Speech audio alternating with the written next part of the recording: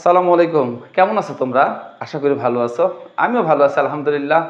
আজকে আমি তোমাদের সামনে প্রাথমিক শিক্ষক নিয়োগ পরীক্ষার গণিতের সমাধান করাবো। তো চলো শুরু করা যাক। আমি যে প্রশ্নটি তুলেছি এই প্রশ্নটি 2020 সালে একটা প্রথম পর্যায়ে প্রশ্নটি পড়ছিল।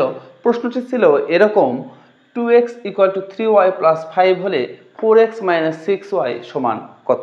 যে কোনো অঙ্ক করার আগে অঙ্কটার বেসিক জানতে হয়। তো চলো এই অঙ্কটা কিভাবে করা যায়।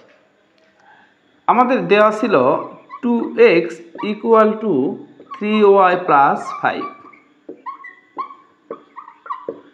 2x এই সমানের ডান পাশে +3y, তাহলে বাম পাশে আসলে -3y = 5, বা আমার যেহেতু অঙ্কতে দেওয়া আছে 4x - 6y, তার মানে আমি এটাকে কত দিয়ে গুণ করলে 4x - 6y পাবো। দেখো আমরা যদি 2 দিয়ে গুণ করি 2x - 3y যেহেতু এই পাশে 2 দিয়ে গুণ করছি এই পাশে 2 দিয়ে গুণ করব, উভয় পাশে 2 দ্বারা গুণ। এখন যদি এই 2 দিয়ে এই দুটাকে গুণ করি তাহলে হবে 4x - 6y = 5 × 10।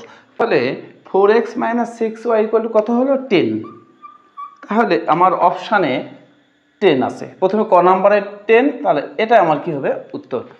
কিন্তু এই একটি অঙ্ক করার জন্য পরীক্ষা হলে আমাদের সময় পাওয়া যায় 1 মিনিট। তাই আমাদের বিস্তারিত তখন করার আমাদের সময় নেই। তাই আমরা অন্য কোনো টেকনিক ব্যবহার করব। কি টেকনিক? আমরা একটু এই অঙ্কের জন্য একটু চলো শিখি। দেখো আমরা দেখতেছি 4x - 6y এর মান দরকার। 4x, আর আমার এখানে কি ছিল?